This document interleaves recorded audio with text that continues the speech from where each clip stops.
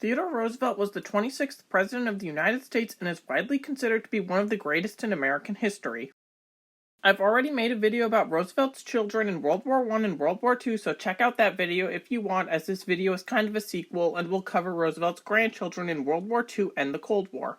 Following the Roosevelt family tradition of military service during times of national emergency, during World War II, Theodore Roosevelt III volunteered as a Navy pilot and served as a flag lieutenant in the Pacific Theater. For his service as a naval aviator, Theodore was awarded the Air Medal, and he was promoted to lieutenant on April 1, 1944, and left the Navy as lieutenant commander in 1945. Cornelius van Shaak Roosevelt III was commissioned as an ensign in the Naval Reserves during World War II in 1942. A year later, he was promoted to junior lieutenant and stayed in the reserves until 1951, where he left the Navy as lieutenant commander. In 1952, after working as a research administrator for the Office of Naval Research, Roosevelt joined the Central Intelligence Agency in Washington. While in the CIA, he was the station chief of the Technical Services Division, TSD, from 1959 to 1962. He served as the chairman of the Technical Surveillance Countermeasure Committee, which involved securing American facilities against Soviet or other electronic eavesdroppings. Historian Evan Thomas wrote that Roosevelt was the first man to originally suggest that the CIA attempt to poison Fidel Castro in Cuba. Also, as head of the CIA Technical Division, he supervised Sidney Gottlieb, who brought a biological poison to the Congo during autumn of 1960 for unclear reasons. Gottlieb was also the head of the MK-Ultra program, and it's unclear if Roosevelt was experimented on with LSD without his knowledge, as some of the documents are very unclear and are, well, not free for me to access. But he was the subject of these experiments, and that's all we really know. But to friends and family, he said that he worked in the CIA mainly involved creating devices and listening detection devices. He retired from the CIA in 1973 and served in retirement as a defense consultant on the board of Aerospace Corps. During World War II, Quentin Roosevelt II served in the 1st Infantry Division as an artillery officer alongside his father, General Theodore Roosevelt Jr. In 1942, he was seriously wounded by machine gun fire from a German aircraft, but he survived, returning to service within a year, and he fought in the Battle of the Kasserine Pass in February of 1943.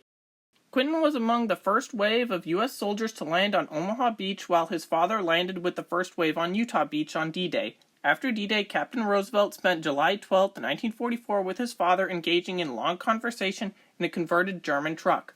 But that night, General Theodore Roosevelt Jr. would die of a heart attack, and by the end of the war, Quentin earned the Silver Star, Purple Heart, and French Croix de Guerre, and was promoted to major by the end of the war and left active duty service. Quentin Roosevelt II's death came while he was serving as the director of the China National Aviation Corporation and was killed in a plane crash in Hong Kong on December 21, 1948. He was just 29 years old when his C-54 plane crashed on a mountain on Basalt Island near Sai Kung, and his remains have not been recovered as of August 2024. Kermit Roosevelt Jr. joined the OSS during World War II, and after the war he wrote the unit's history. In the late 1940s and early 1950s, Kermit Jr. supported the idea of Arabism, which is basically support for the Arabs and positive development in the Middle Eastern countries with U.S. support. While in the CIA, Kermit continued to push these ideas, and the Eisenhower administration adopted a degree of Arabism with the Eisenhower Doctrine, which stated that any Arab country could request American support against Soviet influence or attacks. Roosevelt was recruited to the CIA's Office of Policy Coordination in 1950 by its chief, Frank Windsor. Assigned to Egypt, Roosevelt impressed his colleagues with Project FF, which aimed at making King Farouk of Egypt conduct political reforms and eventually encouraged the peaceful revolution and free officers movement to carry out the 1952 coup d'etat. Afterwards, Roosevelt developed close CIA links to the new leader Gamal Abdel Nasser, despite Nasser taking the pathway of non-alignment. In 1953, Roosevelt planned and led the CIA's role in a coup against Iranian Prime Minister Mohammad Mossadegh and brought the Shah into power in what was codenamed Operation Ajax. The coup also included many other aspects such as the British and Iranians, but that's not the main focus of this video. However, when Allen Dulles asked Kermit Roosevelt Jr. to stage another coup in Guatemala in 1954, he refused, stating that Operation Ajax, he had believed that a large majority of Iranians were in support of the coup, while it was not the same case in Guatemala. Roosevelt then left the CIA in 1958 and maintained a positive relationship with much of the Shah's government. Joseph Willard Roosevelt served in both the Pacific and European theaters during World War II. He was commissioned in the Naval Reserves on August 19, 1940, and was promoted to lieutenant on March 1, 1943.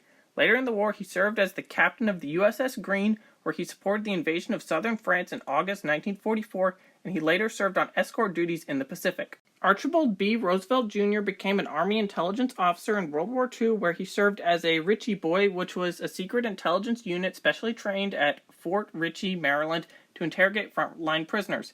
He accompanied U.S. troops in their landings in North Africa in 1942 and soon began to form views on French colonial administrations, and then also started to see the beginnings of Arab nationalism.